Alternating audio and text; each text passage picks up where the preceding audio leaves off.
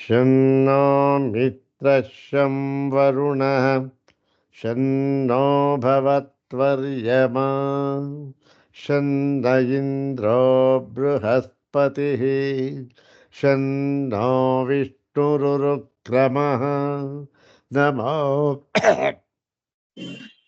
ನಮೋ ಬ್ರಹ್ಮಣೇ ನಮಸ್ತೆ ವಾಯೋ ತ್ವಮೇವ ಪ್ರತ್ಯಕ್ಷಂ ಬ್ರಹ್ಮಾಸಿ ತ್ವಮೇವ ಪ್ರತ್ಯಕ್ಷಂ ಬ್ರಹ್ಮ ವದಿಷ್ಯಾಮಿ ಋತಂ ವದಿಷ್ಯಾಮಿ ಸತ್ಯಂ ವದಿಷ್ಯಾಮಿ ತನ್ಮಾಮವತು ತದ್ವಕ್ತಾರಮವತು ಅವತು ಮಾಂ ಅವತು ವಕ್ತಾರಂ.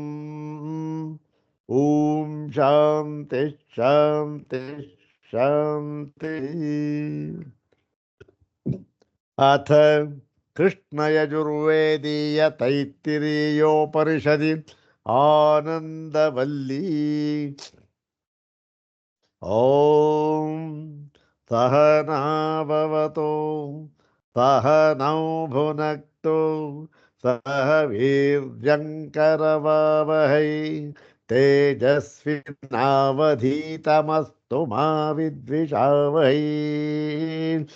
ಓಂ ಶಾಂತಿ ಶಾಂತಿ ಶಾಂತಿ.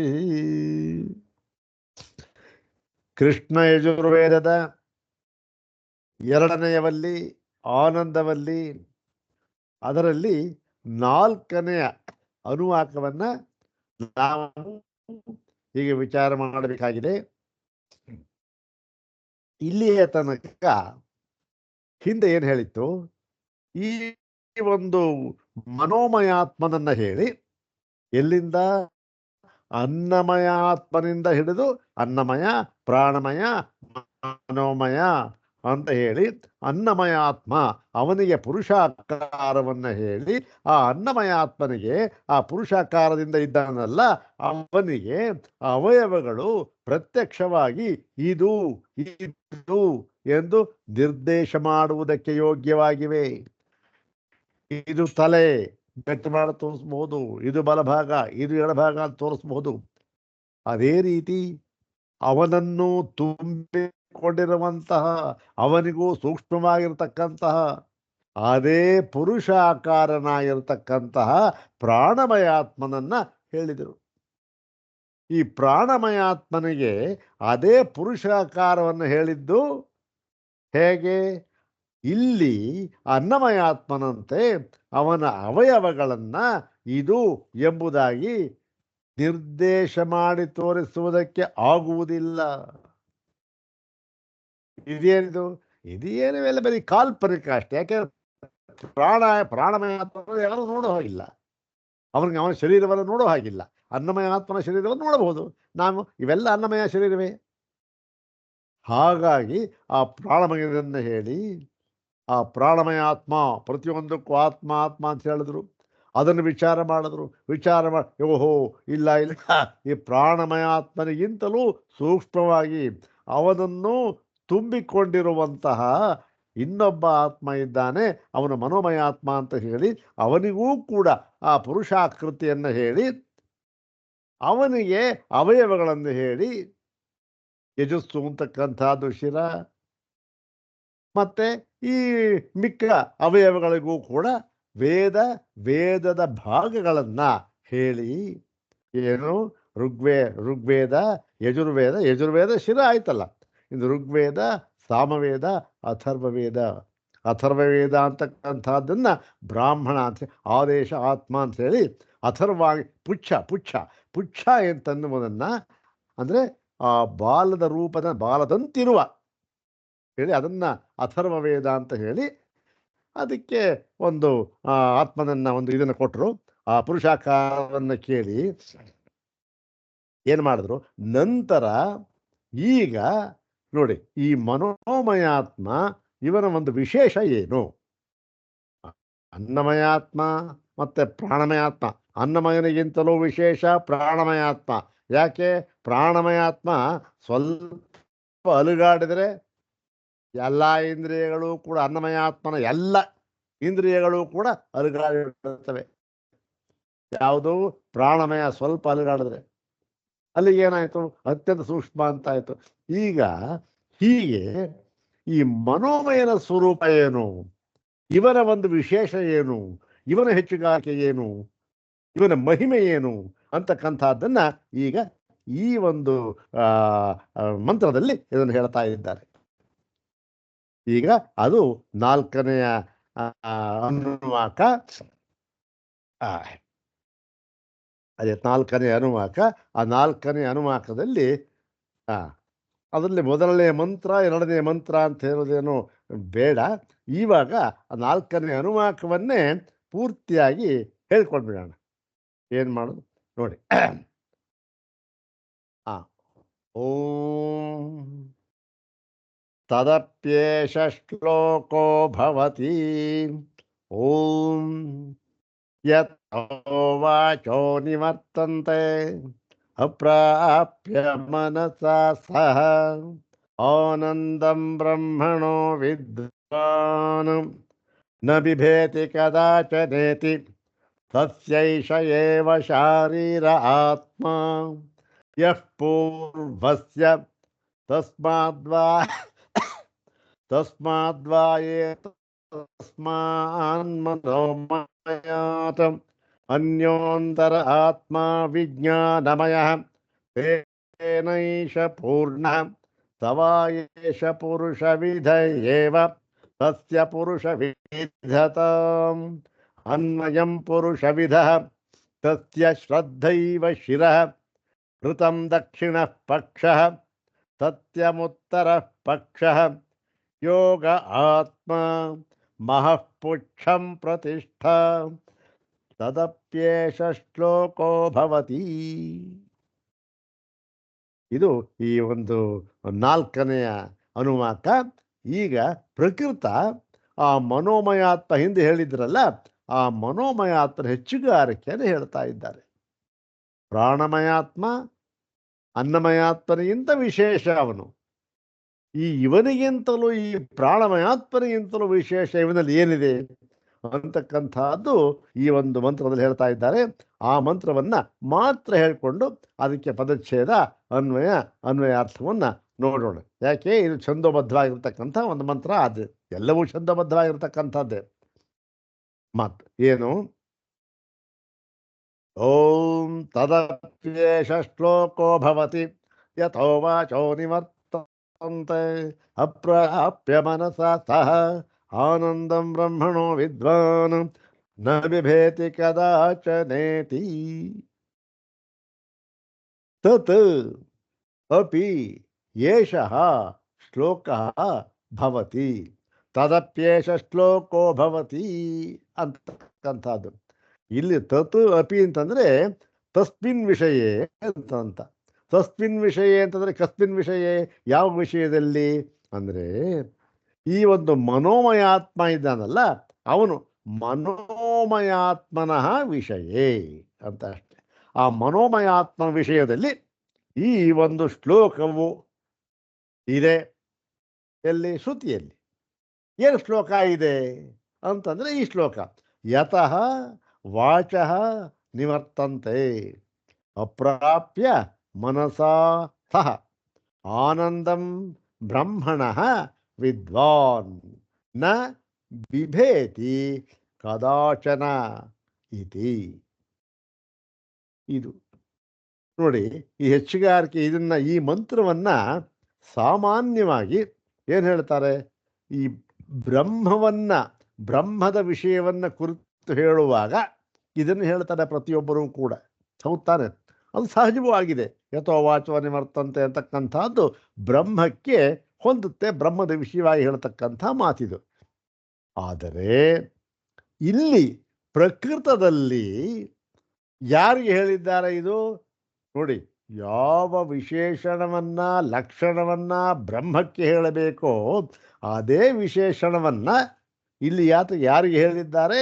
ಮನೋಮಯಾತ್ಮನಿಗೆ ಹೇಳಿದ್ದಾರೆ. ಇದು ಯಾರಿಗೆ ಸಂಬಂಧಪಟ್ಟಿಲ್ಲ? ಬ್ರಹ್ಮಕ್ಕೆ ಸಂಬಂಧಪಟ್ಟಿಲ್ಲ. ಆದರೆ ಈ ಮಂತ್ರ ಬ್ರಹ್ಮಕ್ಕೆ ಸಂಬಂಧಪಟ್ಟಿದೆ. ಆದರೆ ಈ ಸಂದರ್ಭ ಬ್ರಹ್ಮನಿಗೆ ಸಂಬಂಧಪಟ್ಟಿಲ್ಲ. ಸಂದರ್ಭ ಅಂದ್ರೇನು? ಇಲ್ಲಿಯ ಪ್ರಕರಣ. ಇಲ್ಲಿಯ ಪ್ರಕರಣ ಯಾವುದು? ಮನೋಮಯ ಪ್ರಕರಣ. ಈ ಮನೋಮಯ ಇಲ್ಲಿ ಬ್ರಹ್ಮಕ್ಕೆ ಸಂಬಂಧಪಟ್ಟಿಲ್ಲ. ಈ ಮಂತ್ರ ಮನೋಮಯನಿಗೆ ಸಂಬಂಧಪಟ್ಟಿದೆ. ಮತ್ತು ಹಾಗಾದ್ರೆ ಮನೋಮಯನೋ ಬ್ರಹ್ಮನೋ ಒಂದೇ ಆಗೋಯ್ತಲ್ಲ ಅಂತಂದ್ರೆ ನೋಡಿ, ಇಲ್ಲಿ ಇದನ್ನ ಯಾತಕ್ಕೆ ಹೇಳಿದ್ದಾರೆ ಈ ಒಂದು ಲಕ್ಷಣವನ್ನ, ಬ್ರಹ್ಮದ ಲಕ್ಷಣವನ್ನ ಅಂತ ಹೇಳಿ ಅದು ಭಾಷ್ಯದಲ್ಲಿ ಹೇಳಿದ್ದಾರೆ ಆಚಾರ್ಯರು. ಅದನ್ನು ನೋಡಿ, ಮತ್ತು ಇದೇ ಮಂತ್ರ ಈ ಒಂದು ಒಲ್ಲಿಯ ಕಟ್ಟ ಕಡೆಯಲ್ಲಿ ಈ ಮಂತ್ರವನ್ನು ಹೇಳಿದ್ದಾರೆ. ಎಲ್ಲಿ? ಉಪಸಂಕ್ರಮಣ ಶ್ರುತಿಯಲ್ಲಿ. ಹೌದು, ಅಲ್ಲಿ ಏನ್ ಹೇಳಿದ್ದಾರೆ? ಏತಮಾನಂದಮಯಮಾತ್ಮಾನಮುಪಸಂಕ್ರಾಮತಿ ಅಂತ ಹೇಳಿ, ಏತಮಾನಂದಮಯಮಾತ್ಮಾನಮುಪಸಂಕ್ರಾಮತಿ ಅಂತ ಎಲ್ಲಕ್ಕೂ ಕೂಡ ಉಪಸಂಕ್ರಮಣವನ್ನು ಹೇಳಿ, ಇದೆಲ್ಲಕ್ಕೂ ಹೊರತಾಗಿರತಕ್ಕಂತಹದ್ದು ಯಾವುದು? ಪರಬ್ರಹ್ಮ ತತ್ವ. ಅಲ್ಲಿಯೂ ಕೂಡ ಇದೇ ಮಂತ್ರವನ್ನು ಹೇಳಿದ್ದಾರೆ. ಅಲ್ಲಿಗೆ ಈ ಮಂತ್ರ ಇದೆಯಲ್ಲ, ಅಲ್ಲಿ ಹೇಳಿರತಕ್ಕಂಥದ್ದು ಪರಬ್ರಹ್ಮಕ್ಕೆ, ಇಲ್ಲಿ ಹೇಳಿರತಕ್ಕಂಥದ್ದು ಮನೋಮಯನಿಗೆ. ಏನ್ರಿ, ಬ್ರಹ್ಮಕ್ಕೆ ಹೇಳ್ತಕ್ಕಂಥ ಮಂತ್ರವನ್ನ, ಬ್ರಹ್ಮದ ವಿಷಯವಾಗಿ ಹೇಳ್ತಕ್ಕಂಥ ಮಂತ್ರವನ್ನ ಮನೋಮಯನಿಗೆ ಹೇಳ್ಬಿಟ್ರಲ್ಲ ಅಂತಂದ್ರೆ ನೋಡೋಣ. ಅದನ್ನ ಭಾಷೆಯಲ್ಲಿ ಆಚಾರ್ಯರು ಏನು ಹೇಳ್ತಾರೆ ಅಂತ ಅನ್ನೋದನ್ನ ನೋಡೋಣ. ಈಗ ಈ ಒಂದು ಅನ್ವಯ ಆಯ್ತಲ್ಲ, ಅನ್ವಯದಲ್ಲಿ ಅನ್ವಯ ತದಪಿ ತಸ್ಮಿನ್ ವಿಷಯ ಏಷಃ ಶ್ಲೋಕ ಭವತಿ. ಈ ಶ್ಲೋಕ ಇದೆ. ಏನು ಅನ್ವಯ ಆಗುತ್ತೆ?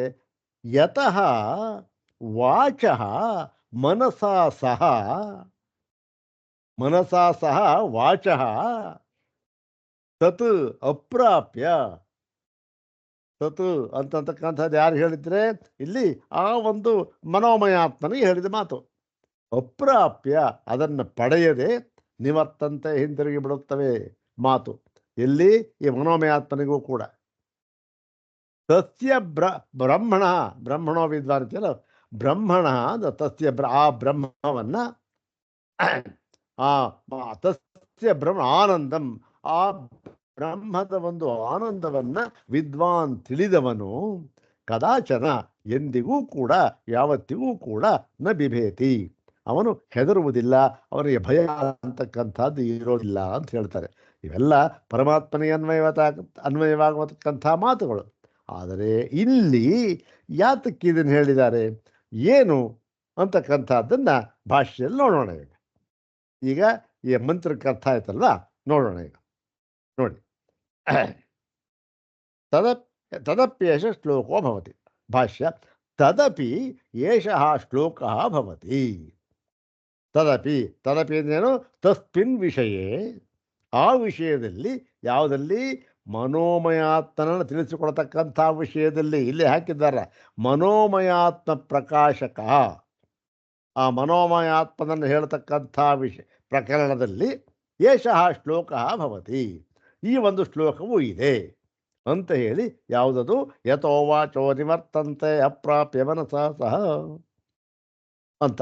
ಇಲ್ಲಿ ಈ ವಿಷಯದಲ್ಲಿ ಈ ಮನೋಮಯಾತ್ಮನನ್ನು ಹೇಳುವಾಗ ತದಪ್ಯೇಷ ಶ್ಲೋಕೋ ಭವತಿ ಅಂತ ಹೇಳಿದ್ದಾರಲ್ಲ, ಅದಕ್ಕೆ ವ್ಯಾಖ್ಯಾನ ಮಾಡಿಲ್ವಲ್ಲ ಆಚಾರ್ಯರು ಅಂತಂದರೆ, ಅದನ್ನ ಹಿಂದಿನದಲ್ಲಿ ಎಲ್ಲಿ ಆ ಅನ್ನಮಯಾತ್ಮನನ್ನು ಹೇಳುವಾಗ ಹೇಳಿದ್ದಾರಲ್ಲ, ಅದನ್ನೇ ಇಲ್ಲೂ ಅನ್ವಯಿಸ್ಕೊಳಕಷ್ಟೆ. ತಿರುಗಿ ನಾವೇನು ಹೇಳೋದಕ್ಕೂ ಹೋಗೋದಿಲ್ಲ. ಏನು ಅಲ್ಲಿ ಹೇಳಿರ್ತಕ್ಕ ತದಪ್ಯೇಷ ಶ್ಲೋಕ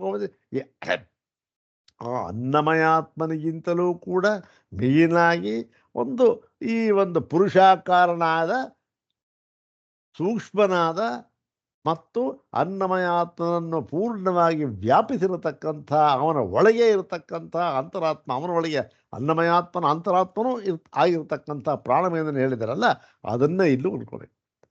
ಈ ಮನೋಮಯಾತ್ಮ ಯಾರಾಗಿದ್ದಾರೆ ಅದೇ ರೀತಿ ಅನ್ವಯ ಮಾಡಿಕೊಂಡು ಈ ಪ್ರಾಣಮಯಾತ್ಮ ಅಂತ ಇದ್ದಾನಲ್ಲ, ಅವನಿಗೂ ಕೂಡ ಒಳಗೆ, ಅಂದರೆ ಅವನಿಗೂ ಕೂಡ ಸೂಕ್ಷ್ಮವಾಗಿ ಅವನನ್ನೂ ಕೂಡ ವ್ಯಾಪಿಸಿ ಅವನನ್ನು ತುಂಬಿಕೊಂಡು ಏನಾಗ್ತಾ ಇದೆ, ಈ ಮನೋಮಯಾತ್ಮ ಅದೇ ಪುರುಷಾಕಾರನಾಗಿ ಈ ಮನೋಮಯಾತ್ಮ ಇದ್ದಾನಲ್ಲ, ಅವನ ವಿಚಾರವಾಗಿ ಈ ಶ್ಲೋಕವು ಬಂದಿದೆ. ಇಷ್ಟೂ ಕೂಡ ಅನ್ನಮಯಾತ್ಮನ ಹೇಳಿದ್ದೆ, ಇಲ್ಲಿ ಅನ್ನಮಯಾತ್ಮ ಅಂತ ಹೇಳೋ ಬದಲಾಗಿ ಇಲ್ಲಿ ಪ್ರಾಣಮಯಾತ್ಮ ಅಂತ ಮನೋಮಯಾತ್ಮ ಅಂತ ನಾವು ತಿದ್ದುಕೋಬೇಕಷ್ಟೆ. ಬಾಕಿ ಅರ್ಥ ಎಲ್ಲ ಒಳ್ಳೆಯದು. ಪ್ರಾಣಮಯಾತ್ಮನಿಗಿಂತ ಸೂಕ್ಷ್ಮನಾಗಿರ್ತಕ್ಕಂಥ ಪುರುಷಾಕಾರನಾಗಿರ್ತಕ್ಕಂಥ ಮನೋಮಯಾತ್ಮನ ವಿಷಯದಲ್ಲಿ ಈ ಶ್ಲೋಕವು ಬಂದಿದೆ. ಇದು ಹಿಂದೆ ಹೇಳಿದ್ದೇವೆ, ಇದು ಪುನಃ ಏನು ವ್ಯಾಖ್ಯಾನ ಮಾಡಬೇಕಾದ್ದಿಲ್ಲ. ಮತ್ತೆ ಮುಂದೆ ಹೇಳ್ತಾರೆ, ಅದಕ್ಕೆ ವ್ಯಾಖ್ಯಾನ ಮಾಡಿ ಮನೋಮಯಾತ್ಮ ಯಥೋ ವಾಚೋ ನಿವರ್ತಂತೆ ಅಪ್ರಾಪಿ ಮನಸ. ಯಥೋ ವಾಚೋ ನಿವರ್ತಂತೆ, ಯತಃ ಅಂದರೆ ಅಂದರೆ ಯಾವುದರಿಂದ, ಅಂದರೆ ಯಾವುದೋ ಒಂದು ವಸ್ತು ಇದೆ, ಯಾವುದೊಂದು ತತ್ವ ಇದೆ, ಮನೋಮಯಾತ್ಮ ಅದೇ ತತ್ವ.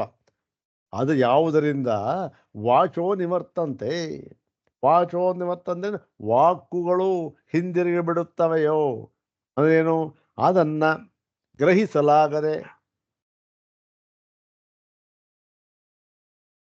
ಹಿಂದಿರುಗಿ ಬಿಡುತ್ತದೆಯೋ, ಅದನ್ನ ಗ್ರಹಿಸಲಾಗದೆ ಹಿಂತಿರುಗಿ ಬಿಡುತ್ತದೆಯೋ, ಮತ್ತು ಹೇಗಿದೆ ಅದು ಅಪ್ರಾಪ್ಯ ಮನಸಾ ಸಹ, ಅಂದರೆ ಮನಸ್ಸಿನ ಜೊತೆಗೂಡಿದಂತಹ ವಾಕುಗಳು, ಆ ವಾಕು ಬರೀ ವಾಕಲ್ಲ, ವಾಕುಗಳು ಮನಸ್ಸಿನ ಜೊತೆಗೂಡಿ ಹೋದರೂ ಕೂಡ ಆ ಒಂದು ಮನೋಮಯಾತ್ಮನನ್ನು ಗ್ರಹಿಸುವುದಕ್ಕಾಗುವುದಿಲ್ಲ. ಅಪ್ರಾಪ್ಯ ಮನಸ, ಇಂತಹ ಈ ಒಂದು ಆನಂದವನ್ನು ತಿಳಿಸತಕ್ಕಂಥವನು ಅವನು ಯಾವತ್ತೂ ಹೆದರೋದಿಲ್ಲ ಅಂತ ಮುಂದಿರೋ ಭಾಗ ಇದೆ, ನೋಡೋಣ. ಮತ್ತು ತಸ್ಯೈಷಯೇವ ಶಾರೀರ ಆತ್ಮಾಯ ಪೂರ್ವಸ್ಯ, ಇದೇನು ತಸ್ಯ ಪೂರ್ವಸ್ಯ ಪ್ರಾಣಮಯಸ್ಯ, ಇದು ಹಿಂದಿಲ್ತಾ ಅದೇ ಈ ಹಿಂದೆ ಹೇಳಿರತಕ್ಕಂಥ ಪ್ರಾಣಮಯನಿಗೆ ಇವನು ಆತ್ಮ ಸ್ವರೂಪನಾಗಿದ್ದಾನೆ. ಇವನು ಆದ್ದರಿಂದ ಏನಾಗಿದ್ದಾನೆ, ಇವನಿಗೂ ಕೂಡ ಆ ಶರೀರ ಪುರುಷಾಕಾರನಾಗಿದ್ದಾನೆ. ಆದ್ದರಿಂದ ಇವನನ್ನು ಕೂಡ ಶಾರೀರ ಅಂತ ಹೇಳ್ತೇವೆ. ಪ್ರಾಣಮಯನಿಗೂ ಕೂಡ ಇವನು ಆತ್ಮನಾಗಿ ಅದೇ ರೀತಿ ಪುರುಷಾಕಾರನಾಗಿರುವುದರಿಂದ ಇವನನ್ನು ಇವೆಲ್ಲ ಕಾಲ್ಪನಿಕ ಅಷ್ಟೇ. ಯಾಕೆ ಅಧ್ಯಾರೋಪದೃಷ್ಟಿಯಿಂದ ಹೇಳಿದ ಮಾತು ಯಾಕೆ ಹೇಳಿದ್ದಾರೆ, ಮೊಟ್ಟ ಮೊದಲೇ ಹೇಳಿಬಿಟ್ರು. ಯಾಕೆ ಇವ್ಯಾವುದು ಈ ಕೋಶರಹಿತವಾದ, ಕೋಶದಿಂದ ದೂರವಾಗಿರತಕ್ಕಂತಹ, ಕೋಶದ ಸಂಬಂಧವೇ ಇಲ್ಲದಂತಹ ಪರಮಾರ್ಥ ತತ್ವವನ್ನು ತಿಳಿಸಿಕೊಡುವುದಕ್ಕೋಸ್ಕರ ನಾವು ಎಲ್ಲಿದ್ದೇವೆ ಇವಾಗ, ನಾವು ಅನ್ನಮಯ ಶರೀರ ಇದೆ ಎಲ್ಲ ಇದೆ, ಇಲ್ಲಿಂದ ಪ್ರಾರಂಭ ಮಾಡಿಕೊಂಡು ಇದಕ್ಕಿಂತ ಸೂಕ್ಷ್ಮ ಅಂಥೇಳಿ ಅದಕ್ಕೆ ಅವಯವ ಅಂತೆಲ್ಲ ಹೇಳಿ ನಮಗೆ ಹಾಗೆ ಹೇಳಿ ಚೆನ್ನಾಗಿ ಗೊತ್ತಾಗುತ್ತೆ. ಒಂದು ಪುರುಷಾಕಾರ ಅಂದರೆ ಗೊತ್ತಾಗುತ್ತೆ. ಅವನಿಗಿಂತ ಸೂಕ್ಷ್ಮ ಅಂಥೇಳಿ ಆ ಒಂದು ಅವಯವರಹಿತನಾದ, ನಿರವಯವನಾದ ಮತ್ತು ಕೋಶರಹಿತನಾದ, ಅಂದರೆ ಯಾವ ಒಂದು ವ್ಯಾಪ್ತಿ ಇವನನ್ನು ಆವರಿಸತಕ್ಕಂಥದ್ದು, ಆವರಣ ಎಂಬತಕ್ಕಂಥದ್ದು ಇಲ್ಲದೆ ಇರತಕ್ಕಂಥ ಪರಮಾರ್ಥ ತತ್ವವನ್ನು ತಿಳಿಸಿಕೊಡಬೇಕು ಎನ್ನುವ ಉಪಾಯದಿಂದ ಇದನ್ನು ಹೇಳ್ತಾ ಇದ್ದಾರೆ ಅಷ್ಟೆ. ಇದು ಇವನೇನು ಪ್ರಾಣಮಯ ಕಹ ಯಹೇಶ ಮನೋಮಯ, ಯಾರವನು ಆ ಶರೀರದ ಪ್ರಾಣಮಯ ಆತ್ಮನ ಶರೀರದಲ್ಲಿರ್ತಕ್ಕಂಥವನು, ಅವನು ಯಹೇಶ ಅವನೇ ಈ ಮನೋಮಯ ಅಂತಕ್ಕಂಥವನು ಅಂಥೇಳಿ ಈಗೇನು ಮಾಡ್ತಾರೆ, ತಸ್ಮಾತ್ ಮನೋಮಯಾತ್, ಮನೋಮಯನಿಗೆ ಅವನಿಗೆ ಅವಯವ ಎಲ್ಲ ಹೇಳಾಯ್ತು.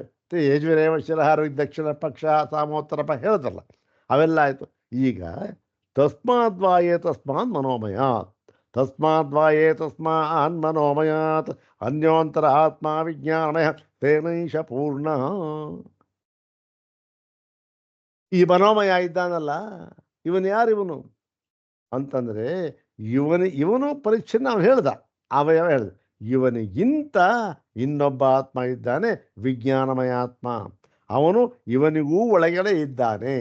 ಅಂದ್ರೇನು, ಇವನನ್ನು ತುಂಬಿಕೊಂಡಿದ್ದಾನೆ, ಇವನಿಗಿಂತಲೂ ಸೂಕ್ಷ್ಮನಾಗಿದ್ದಾನೆ ಅಂತ ಹೇಳಿ ತೇನೈಷ ಪೂರ್ಣ, ಅವನಿಂದ ಆ ಪ್ರಾಣಮಯಾತ್ಮದಿಂದ ಏನು ಪೂರ್ಣನಾಗಿದ್ದಾನೆ, ಅವನು ತುಂಬಿಕೊಂಡು ಬಿಟ್ಟಿದ್ದಾನೆ. ಇವನು ಅಂದರೆ ಏನು, ಅವನನ್ನು ವ್ಯಾಪಿಸಿಕೊಂಡು ಅವನಿಗಿಂತಲೂ ಸೂಕ್ಷ್ಮನಾಗಿದ್ದಾನೆ ಇವನು. ಇದು ಮಂತ್ರ ಆಯಿತು. ಇದಕ್ಕೆ ಅರ್ಥ ನೋಡೋಣ.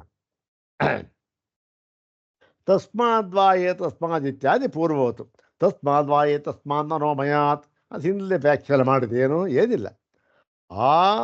ಈ ಮನೋಮಯ ಇದ್ದಾನಲ್ಲ, ಮನೋಮಯನಿಗಿಂತಲೂ ಅಂತ ಅರ್ಥ. ಇದು ಹಿಂದೆ ಹೇಳಿದೆ. ಅನ್ಯೋಂತರಾತ್ಮ ವಿಜ್ಞಾನಮಯ, ಇನ್ನೊಬ್ಬನಾಗಿರತಕ್ಕಂಥ ಆ ಒಂದು ಮನೋಮಯನಿಗಿಂತಲೂ ಸೂಕ್ಷ್ಮವಾಗಿ ಅವನಿಗೂ ಒಳಗಡೆ ಇರತಕ್ಕಂಥ, ಅವನಿಗೂ ಅಂತರಾತ್ಮನಾಗಿರತಕ್ಕಂಥ ಅಂತರಾತ್ಮದ ರೂಪದಲ್ಲಿರತಕ್ಕಂಥ ಇನ್ನೊಬ್ಬ ಯಾರು? ಅನ್ಯೋಂತರಾತ್ಮ ವಿಜ್ಞಾನಮಯ, ಅವನು ವಿಜ್ಞಾನಮಯ ಆತ್ಮ. ಮತ್ತು ಮನೋಮಯಸ್ಯ ಅಭ್ಯಂತರೋ ವಿಜ್ಞಾನ, ಈ ಮನೋಮಯನ ಒಳಗಡೆ ಇರತಕ್ಕಂಥವನಿವನು. ಅಂದ್ರೇನು? ಮನೋಮಯನಿಗೂ ಸೂಕ್ಷ್ಮನಾಗಿರತಕ್ಕಂಥವನು. ಮತ್ತು ಮನೋಮಯೋ ವೇದಾತ್ಮ ಉಕ್ತ, ಈ ಮನೋಮಯ ಇದ್ದಾನಲ್ಲ ಅವನು ವೇದಾತ್ಮ. ಅವನಿಂದ ವೇದಾತ್ಮ ಅಂದ್ರೆ ಏನು? ವೇದಾತ್ಮ ಅಂದರೆ ವೇದವನ್ನೇ ತನ್ನ ಸ್ವರೂಪವನ್ನಾಗಿ ಉಳ್ಳವನು. ಹೇಳಿದ್ದಲ್ಲ, ತಸ್ತಿ ಯಜುರೇ ವಶ. ಮನೋಮಯಾತ್ಮನ ಏನು ಹೇಳಿದ್ರು? ಅವನಿಗೆ ವೇದವೇ ಶರೀರ, ವೇದಾತ್ಮ ಅವನು. ಯತಸ್ತಿ ಯಜುರೇ ವಶಿರ ದಕ್ಷಿಣ ಪಕ್ಷ ಸಾಮೋತ್ತರ ಪಕ್ಷ ಹೇಳಿದ್ರಲ್ಲ ಇವೆಲ್ಲ. ಹೀಗೆ ಅವನೇನಾಗಿದ್ದಾನೆ? ಅವನು ವೇದಾತ್ಮ ಉಕ್ತ. ಮನೋಮಯನು ವೇದಾತ್ಮ ಅಂದರೆ ಈ ವೇದಗಳು ಅವಯವ ಅವನಿಗೆ, ಒಂದೊಂದು ವೇದಗಳು ಒಂದೊಂದು ಅವಯವ ಅವನಿಗೆ. ಇಂತಹ ಆತ್ಮನನ್ನು ಹೇಳಿದ್ದಾಯಿತು. ಮತ್ತು ವೇದಾರ್ಥ ವಿಷಯ ಬುದ್ಧಿ ನಿಶ್ಚಯಾತ್ಮಿಕ ವಿಜ್ಞಾನ. ಇನ್ನು ಆ ವೇದಾರ್ಥವನ್ನು ಹೇಳಿದ್ದಾಯ್ತಲ್ಲ. ಈ ವೇದಾರ್ಥ ವೇದಾರ್ಥ ವೇದಾತ್ಮ ಯಾರು? ಮನೋಮಯ. ಮನೋಮಯ ಅಂತಂದ್ರೆ ಏನು? ಅವನು ನಿಶ್ಚಯವಾದ ಒಂದು ಬುದ್ಧಿ ಅವನಿಗಿಲ್ಲ. ಅವನಿಗೆ ಬರೀ ಸಂಕಲ್ಪ ವಿಕಲ್ಪಾತ್ಮಕ ಅಷ್ಟೇ. ಅವನು ನಿಶ್ಚಯ ಅಂತ ಹೇಳು. ನಿಶ್ಚಯ ಅಂತ ಆಗೋದು ಯಾವಾಗ? ಯಾವಾಗ ಅದು ಬುದ್ಧಿ ಅಂತ ಆಗುತ್ತೋ ಆಗ ನಿಶ್ಚಯ. ಬುದ್ಧಿ ಅಂದ್ರೆ ಏನಾಯಿತು? ಆ ಬುದ್ಧಿ ಅಂತಕ್ಕಂಥದ್ದು ಈ ಮನೋಮಯನಿಗಿಂತಲೂ ಸೂಕ್ಷ್ಮ ಆಗಿರತಕ್ಕಂಥದ್ದು.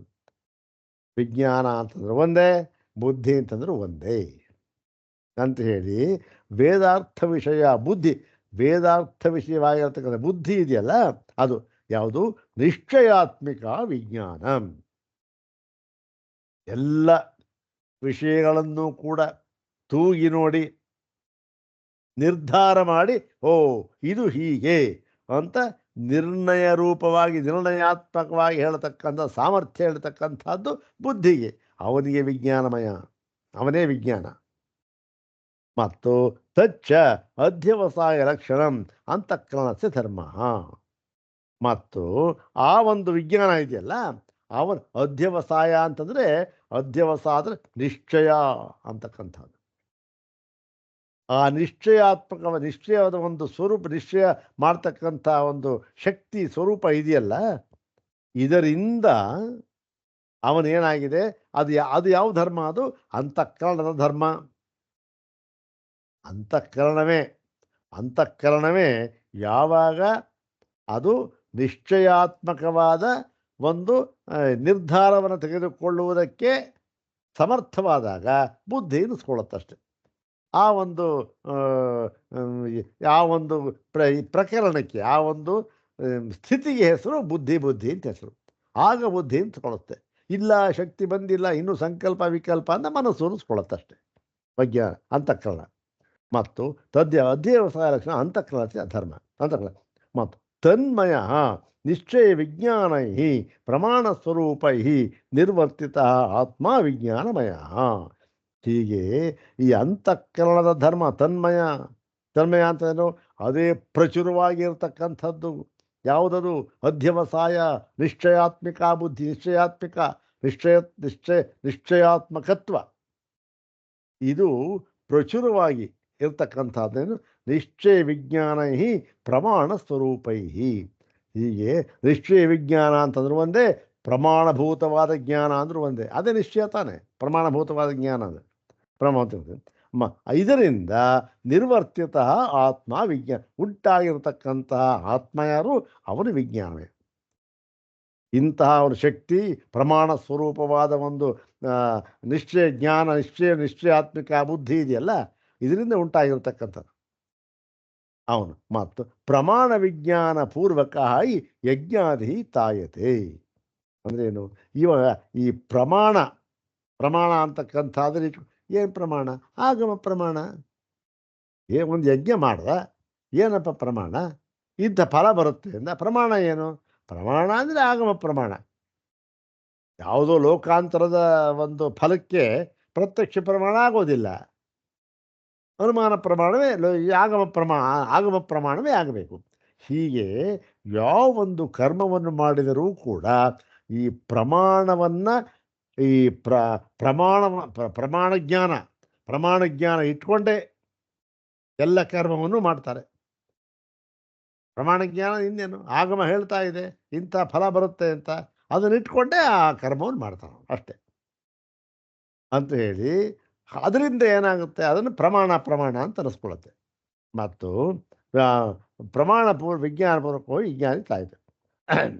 ಇವನು ಅವನು ಈ ಇದು ಮತ್ತು ಯಜ್ಞಾದಿ ಹೇತುತ್ವಂ ಚ ವಕ್ಷ್ಯತಿ ಶ್ಲೋಕೇನ.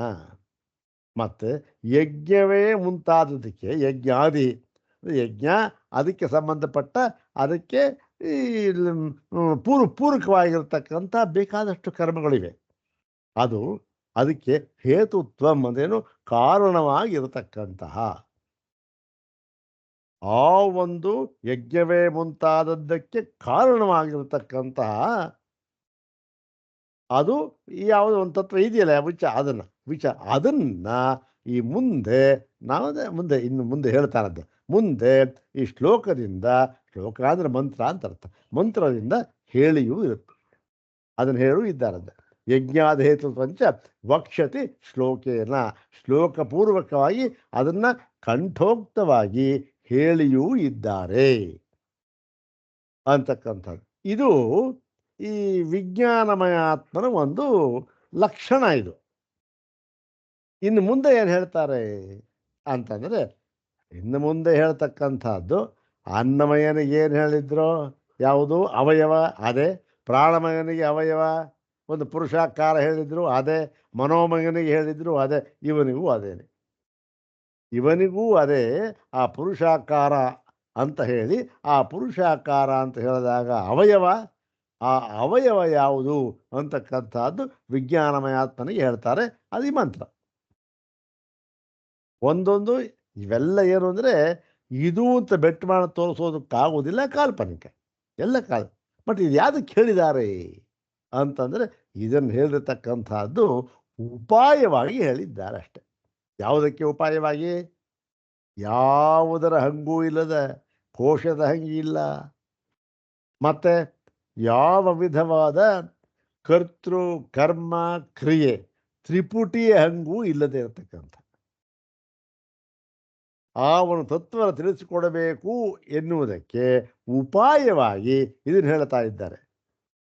ಒಂದು ಪಕ್ಷ ಇದನ್ನು ಯಾವುದನ್ನು ಹೇಳದೆ ಕಟ್ಟಕಡೆ ಹೇಳಿದ್ದಾರಲ್ಲ, ಏತಮನ್ನಮಯಮಾತ್ಮಾನಂಭವ ಸಂಕ್ರಾಮತಿ ಅಂತ ಹೇಳಿ, ಏತಮಾನಂದಮಯಮಾತ್ಮಾನಂಭವ ಸಂಕ್ರಾಮತಿ ಅಂತ ಹೇಳಿ ಅಲ್ಲಿ ಏನು ಹೇಳಿದ್ದಾರೆ, ಅಲ್ಲಿ ಕೂಡ ಕೊನೆಯಲ್ಲಿ ಯಥೋವಾಚೋ ನಿವರ್ತಂತೆ ಅಂತ ಹೇಳಿದ್ದಾರೆ. ಅಷ್ಟೇ, ಅದನ್ನು ಹೇಳಿದ ಮಾತ್ರಕ್ಕೆ ಒಬ್ಬನಿಗೆ ಅರ್ಥವಾಗಿ ಬಿಡ್ತು ಪರಮಾರ್ಥ ತತ್ವ ಅಂತಾದರೆ ಇದು ಯಾವುದನ್ನು ಹೇಳಬೇಕಾದ್ದೇ ಇಲ್ಲ. ಆದರೆ ಅದು ಎಷ್ಟು ಜನಕ್ಕಾಗುತ್ತೆ, ಯಾರಿಗಾಗುತ್ತೆ, ಆ ಅಧಿಕಾರ ಎಷ್ಟು ಜನಕ್ಕಿದೆ? ಇದು ಆದ್ದರಿಂದ ಈ ಸಾಮಾನ್ಯವಾಗಿ ಯಾರೋ ಒಬ್ಬರು ವಿಶೇಷವಾದಂಥವನವನು ಅರ್ಥವಾಗತಕ್ಕಂಥವನು ಒಂದೇ ಇದಕ್ಕೆ ಉಪಸಂಕ್ರಮಣವನ್ನು ಹೇಳಿ, ಎಲ್ಲ ಆತ್ಮರಿಗೂ ಕೂಡ ಉಪಸಂಕ್ರಮಣವನ್ನು ಹೇಳಿ ಆ ಪರಮಾರ್ಥ ತತ್ವವನ್ನು ಹೇಳಿದಾಗ ಅರ್ಥ ಆಗೋದು ಎಷ್ಟು ಜನಕ್ಕೆ? ಯಾವನೋ ಕೋಟಿಗೊಬ್ಬನಿಗೆ. ಹೌದಾನೆ? ಇದು ಸಾಮಾನ್ಯವೇನಲ್ಲ. ಹಾಗಾಗಿ ಸಾಮಾನ್ಯವಾಗಿ ಹೇಳಬೇಕು ಅಂತಕ್ಕಂಥದ್ದು ಈ ಒಂದು ಶ್ರುತಿಯ ಒಂದು ಇಷ್ಟ. ಹಾಗಾಗಿ ಅನ್ನಮಯಾತ್ಮ, ಪ್ರಾಣಮಯಾತ್ಮ, ಮನೋಮಯಾತ್ಮ, ವಿಜ್ಞಾನಮಯಾತ್ಮ ಹೇಳಿ ಆ ವಿಜ್ಞಾನಮಯನಿಗೆ ಅವಯವವನ್ನು ಹೇಳ್ತಾ ಇದ್ದಾರೆ. ಹೇಳಿ ಇದು ಅವನಿಗೂ ಪುರುಷಾಕಾರ ಹಿಂದೆ ಹೇಳಿದಂತ ಸವಾಯೇಶ ಪುರುಷ ವಿಧ ಏವ ತಥ್ಯ ಪುರುಷ ವಿಧತಾಂ, ಎಲ್ಲ ಪುರುಷಾಕಾರ ಅವನಿಗೆ ಪುರುಷವಿಧ ಬಂದಿದೆ. ಅದನ್ನು ತನ್ವಯಂ ಪುರುಷ ವಿಧ, ಅದನ್ನು ಅನುಸರಿಸಿ ಇವನಿಗೆ ಇದನ್ನು ಹೇಳ್ತೇನು, ತಸ್ಯ ಶ್ರದ್ಧೈವ ಶಿರಃ ಋತಂ ದಕ್ಷಿಣ ಪಕ್ಷ ಸತ್ಯಮುತ್ತರ ಪಕ್ಷ ಯೋಗ ಆತ್ಮ ಮಹಃಪುಚ್ಛಂ ಪ್ರತಿಷ್ಠಾ, ಇವೆಲ್ಲ ಅನ್ನೋದು ಅನ್ವಯಂ ತಸ್ಯ ಶ್ರದ್ಧಾ ಅಂತಕ್ಕಂಥದ್ದೇ ಅವನಿಗೆ ತಲೆಯಾಗಿದೆ. ಮತ್ತು ಋತ ಅಂತಕ್ಕಂಥದ್ದು ಬಲಭಾಗ, ಸತ್ಯ ಅಂತಕ್ಕಂಥದ್ದು ಎಡಭಾಗ, ಯೋಗ ಅಂತಕ್ಕಂಥದ್ದು ಆತ್ಮ, ಮಹಃ ಅಂತ ಯಾವುದೋ ಒಂದು ವ್ಯಾಹೃತಿಯಿಂದ ಹೇಳಿದ್ರಲ್ಲ, ಅದು ಇವನಿಗೆ ಪುಚ್ಛಂ ಪ್ರತಿಷ್ಠಾ.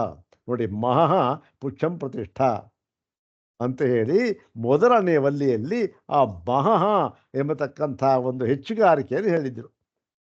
ಓಂ ಭೂಹು ಭುವಃ ಸುವಃ ಆಯ್ತಲ್ಲ, 3 ವ್ಯಾಹೃತಿಗಳು.